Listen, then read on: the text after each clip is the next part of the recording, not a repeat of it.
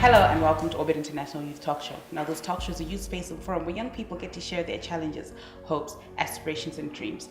Now, today we're with an amazing man in the studio, and his name is Tawanda Chikosi. Tawanda Chikosi is the CEO of Rules, and he created an application that has been able to help thousands of Zimbabweans to actually acquire their licenses more easier through this application. Tawanda has been able to attain numerous awards and he's been recognized internationally. Welcome, Tawanda.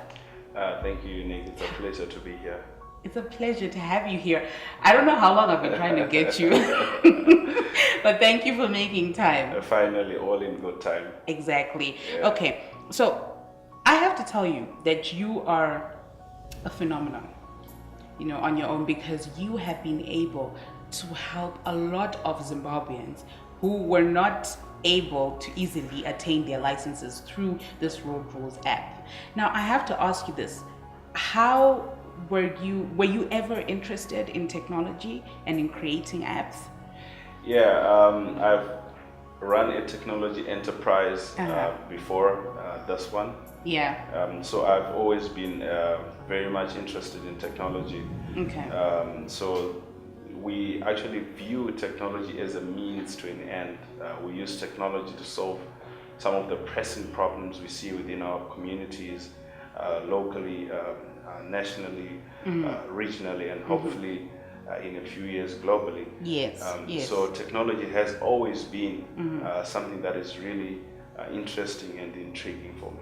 Okay, so when you talk about technology, right, we have people creating or inventing cars and people, doing different things. Why did you specifically choose to go through the application way?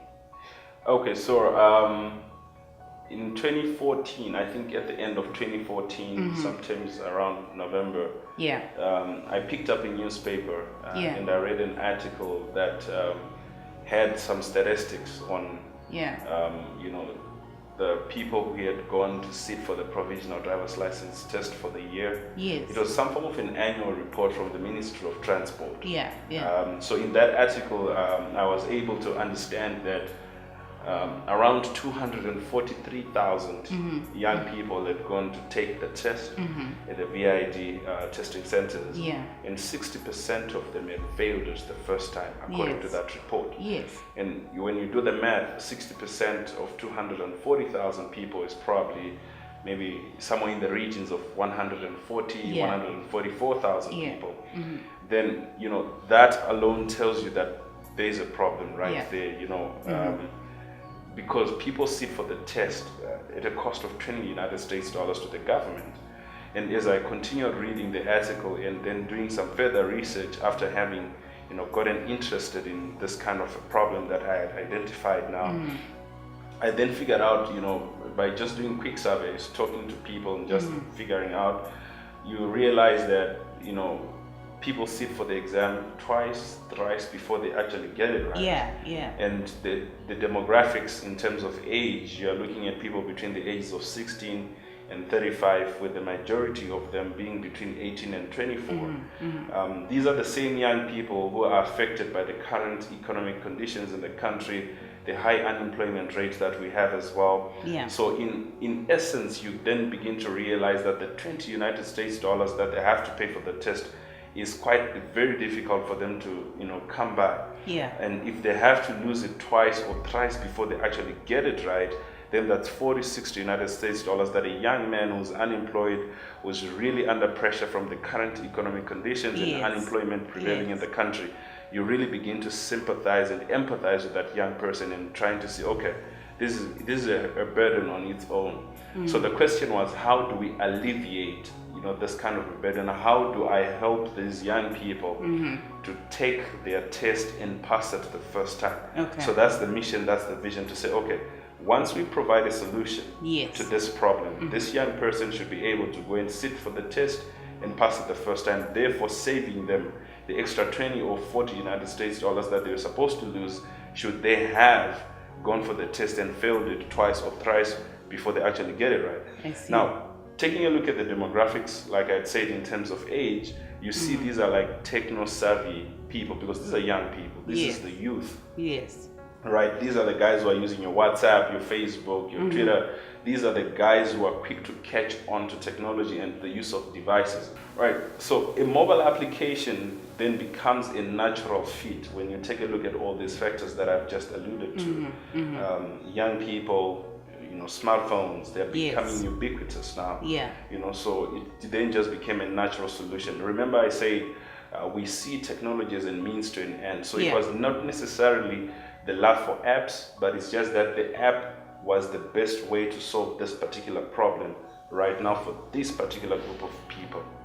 Well, going back to what you were saying about the application, how were you able to structure it in a way whereby you would know that a young person can actually understand it easier and, their chances of actually passing would be higher? Okay, so it was just a little bit of research. Yes. You take a look at what they're already using to prepare for the test. So these were like yellow booklets that were not very well done. The regulator of the industry is not involved in the production or distribution of those booklets that are sold. Those yellow booklets that are sold on street corners around the country. Yes. So they're very small. People are just trying to cut their costs. So when they're trying to cut their costs, the quality of the product becomes very poor. Yes. So the diagrams are not clear.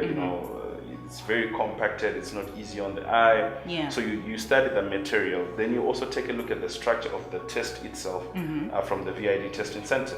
It's a multiple choice question test, 25 questions.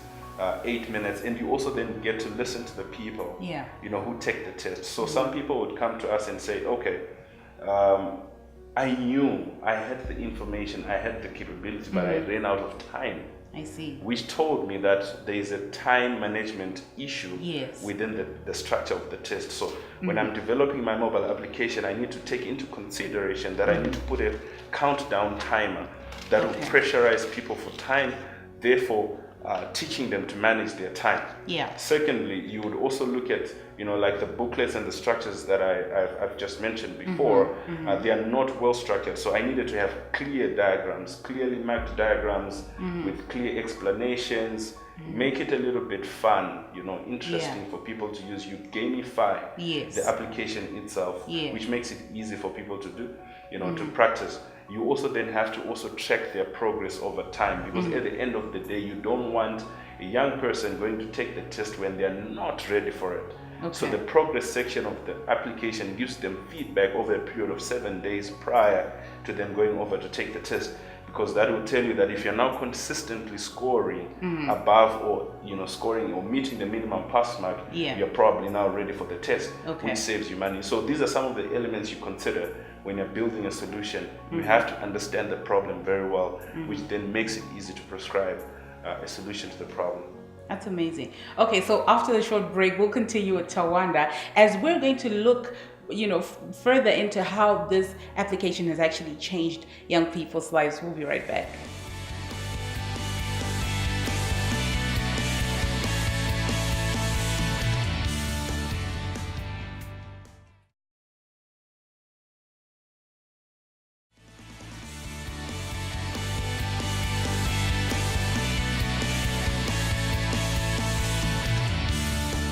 Hello and welcome back to the show. Now, just before the break, we were with Tawanda Chikosi, a young man who's been able to create an application that has been able to help people all over the Zimbabwe to actually attain their licenses much quicker, and it's a very easy app to use. Welcome back, Tawanda. Thank you. Okay, so I know that besides the Road Rules app, you have another application that gives access to traffic violation information. Exactly. Do you feel like there's a great need for people to be aware of such information, and a lot of people are still ignorant of that information? I think it's quite obvious, given our background in Zimbabwe. Before the new dispensation, of course. Because with the coming in of the dispensation, there's completely no police on the roads. But now, before this, when we started working on the mobile application, there was a great need for people to have access to information, to the traffic violations, to what constitutes a traffic violation, a list of all the legal traffic fines that are there within the ZRP traffic fine schedule. Yes. Then thirdly, we also needed people to have access to the correct amount of that they needed to pay for particular traffic violations which are within the ZRP traffic fine schedule. Okay. Then we also wanted people to generally have an appreciation and have access to the legal information that gives rise to particular traffic violations. So for instance, if somebody is said to have no seatbelt, yes, that's a traffic violation that is legal, that exists. Yes. But we also wanted people to know the exact amount that they're supposed to pay for that particular violation. Yes. And over and above, we wanted to give them access to a piece of legislation that gives rise to that particular traffic violation. So based on what we saw prevailing in the environment, yes, we thought it was very important, and I agree. I mean, a lot of people in this country agree that they needed access to that information. Okay. So we might be in a new dispensation now, but I believe people still need that information. Okay. Because one way or the other, we cannot have a country where we don't have traffic police on the roads. Yes, that's true. They have to be there. It's part of their constitutional mandate. Yes. To be there. It's for the safety of everyone, for the police to be on the roads as well. Yeah. It's just that we also wanted, an element of fairness and, integrity and accountability. That is why we thought it is important to also provide the private citizens of the country with access to this kind of information. Okay. All right. So going back to what you were saying, you felt there was a need for people to know this information. Now, from your first application of the Road Rules app and the second one, do you have testimonies of people coming through and actually saying that, you know what, this app actually helped? We've got countless of them, like right now for the Road Rules provisional driver's license app, we have over 44,000 people who have downloaded and used the mobile application. We have lost count of the number of people who send us messages thanking us and saying, guys, I nailed it. Recently just recently last night, I had someone send me a message saying, I scored 100%, thank you for the mobile That's application. amazing. So we've really lost count, which is something that continues to motivate us and keep us going as a team, seeing the kind of impact that you're making to thousands and thousands of other young people within the same country. Okay. All right. Now, I know when people see you, they'll be like, this guy had it easy, right? Let's talk about some of the challenges that, you've had to face along the way of creating these apps. Yeah, nothing would be so further from the truth, No one has had it easy, particularly startup companies in this country. Where our support systems and structures for startup companies is very, limited and lower. It's only now, with the coming in of the Portras Innovation Drive and the kind of other, funds or support systems that are coming up. Well, I give credit to Honorable Superman Wanzer, as the Minister of ICT and Courier Services, also really passionate about supporting young people who come up with technology innovations that solve problems within the country. Now, I was inspired by one of your interviews when you said clearly that being a technopreneur does not require a business or technology degree or any form of experience.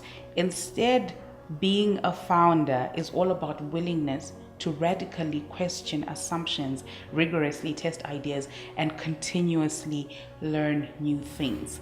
Now, I think, this is an issue with a lot of young people. They feel like for you to be a CEO of a very, big company, or for you to have a startup, you need to have a degree or, of course, some sort of education, but you need to have a degree in that area of expertise. Tell me more about that. Yeah, so that's a rather controversial, kind of discussion that people have. Yeah. A lot of people, discourage me from saying stuff like that, they fear that you start getting some people dropping out of school and stuff. But I don't have a technology degree, neither do I have a degree. Really? I dropped out before I decided to follow my dreams and my passion. Okay. rather than go through college. You dropped out of Yeah, university. yeah, I What was program were you doing? I was supposed to start bachelor's in business studies at the University of Zimbabwe. Okay. So I decided to say, you know what, I'll leave this for now. I'll come and follow my passion, set up a technology company, and see how it goes and where it takes me. And I must say, I don't have regrets. You know. Yes. Yes. Yeah, but I guess at the end of the day, you really don't need that. What you need is you need your passion. Yeah. For what you're doing. You really need to be able to identify you know, the problems that exist and solve problems. Because at the end of the day, businesses exist to solve problems for people. Yeah. So yeah. what the skill that you really need is the ability to be able to identify problems that affect a lot of people. Okay. You know, once you have that skill to identify, you also need a skill to understand them, really go deep and understand, so that you can come up with a solution. Because people will always pay you to solve their problems. Yes. You know, if it's a pain point for people, if it's a headache for people, whatever it is, people will be willing to pay for it, you know, for that headache or for that pain to go away. So I think that's the kind of skill set that you need. Then thereafter, you then need to be resourceful. You need to be able to create and you know, attract resources and capital that helps you, you know, build the solution. And you also have the ability to inspire and communicate your vision and your ideas to people who may be willing to support you. So at the end of the day, I still don't see, you know, these are the critical building blocks of building a company.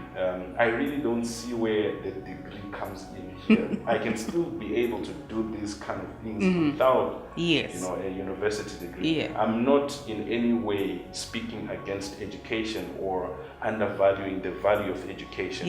You might then want to surround yourselves with people who have the skill sets that you don't need. I mean, that you don't have. Which they may have acquired in the process of acquiring a degree. Okay. Because you might still be able to acquire those skill sets without also necessarily having a 4-year degree. Interesting. Okay, well, after the short break, we'll continue with Tawanda as we're going to talk about the numerous awards he's been able to attain and how he has also been able to be recognized internationally. We'll be right back.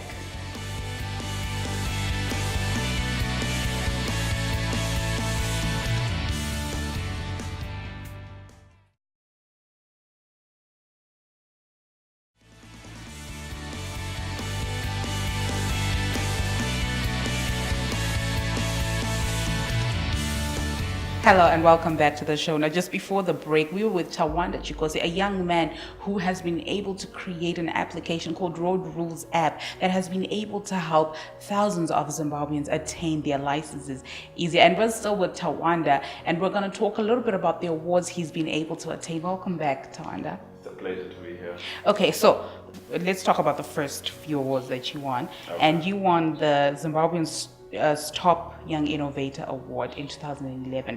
How was that experience like for you? It was quite amazing and quite encouraging at the same time. You know, you were venturing into a new territory. You're starting something new. You're not really sure it's working or whether it will work. Yes. It's a risk when you start a business. Particularly at that age with no resources. So when you then get recognized by your own government that you are doing something that is, you know, really significantly impacting the industry, it's validation that you are in the right direction. It strengthens your resolve, and you know, solidifies the vision. So I guess it is those early wins that strengthens you. That keep on pushing you maybe probably to the level that we are today. Not only that, but it also then opens opportunities for you. Once you get recognized nationally, then it becomes easier for people, you know, to start paying attention to what you're doing, and others to actually pay more attention to what you're doing and trying to find ways in which they can support you. So I guess I can attribute some of the success we have made now to that initial award. Now, I know in December you were in the Netherlands and you were the first out of 600 competitors in Southern Africa, and you managed to, get that opportunity to go to the Netherlands and represent your country. Tell me a little bit about that experience. There's nothing that can give one so much pride as to represent their country. Yes. It's such an international platform and scale. Yeah. So you really feel like, you know what, it's awesome to be Zimbabwean. It's awesome to give an opportunity for other people to learn exactly what your country is about.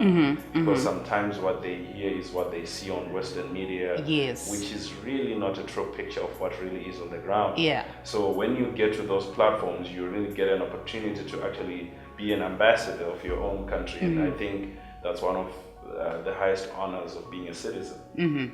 All right. So when you're in the Netherlands, it's interesting how you spent the whole week exploring on how you can use innovation or technology for more people to actually get more access to justice. Tell me a little bit more about that. Generally, access to justice is a problem, not only in Zimbabwe, not only in Africa, but it's a global problem. You see, access to justice is expensive. Lawyer fees are very high, a lot of people don't afford them. Sometimes the processes themselves are not user-friendly. Yes. You have to go to the courts, you come back, you need this paper, you need the other one, and it's not so easy where you're supposed to go, you don't have the expertise and the knowledge. So generally it then just becomes lack of access to information, all those kind of things, they hinder access to justice to the mainstream, to the broad stream of people. Yeah. So, for instance, with our traffic fines mobile application, we are looking at a scenario where millions of drivers within this country don't have access to information. Yes. On traffic violations. Where is the list of traffic violations? What does the law say? What gives rise to this one? What are my rights as a motorist? What are their rights? What are the police supposed to and not supposed to do? What are they constitutionally allowed to do and what are they not constitutionally allowed to do? Access to that kind of information, if you start moving around and ask how many drivers have got access to that information, you may be surprised to see that maybe 1 out of 10 only have got access to that information. Yeah. So access to justice is a major global problem, and this is why if we bring it back home, we were solving for that particular segment to say we want all these drivers on the road to have access to information on these kind of things conveniently, without having to go at great inconvenience, a lot of expense. So these are some of the things that we were exploring in the Netherlands to say, how do we maximize our impact? How do we get more and more people, having access to justice within our particular segment? That's brilliant. And I'm sure you brought back a few ideas that we'll be seeing along the way. Indeed. We're just waiting, to complete the work that we're doing. Yeah. I'm sure you should be able to get the mobile application in the next couple of weeks. That's amazing. Okay, so there are a lot of young people right now who are probably watching you and thinking, man, I wish I could be like Tawanda. I wish I could create an app or make a difference, through technology. What solid advice can you give to them? Okay, so I think what I can say to people is those who, attempt the difficult, yes, often attain the impossible. If you believe you can do it, you will definitely will do it. You might struggle along the way, but if you consistently and persistently soldier on, you'll be able to do it. You need to develop the skill and the expertise to identify problems. Yeah. Not only identify them, identify problems that affect a lot of people. Then once you do that, you also need to understand those problems in a greater depth. Yeah. That way you'll be able to prescribe the right solution to those problems. And once you do that, you should be able to have a solution that people are willing to pay for and then make yourself financially sustainable as a business and maximize your impact. Yeah. So it's mostly about trying to find the problems that are within our communities that us as young people can actually then find solutions to. Yeah, it's just, developing a keen ear that listens to what people complain about. So some people go to a bank and they see all these long queues and people are spending nights and nights there. People are complaining. So instead of just complaining, why don't you do something about it? What can you do that can, bring efficiency and convenience to those queues. You know, Yes. and people may be willing to pay you $2 so that they don't have to stand in the queue for hours and hours. So you know, those kind of things, as long as you see problems and you listen to people complaining about a certain thing, then it's an opportunity for you to come up with a solution for it. Right. Well, thank you so much, Tawanda, for coming through to the show, and I wish you all the best, and we can't wait for the new app to come out. Thank you very much. It's been a pleasure being hosted on your show. And thank you, obviously, to all our viewers. Now you can reach us on www.orbit-international.org, like us on Facebook, and follow us on Twitter. See you next time.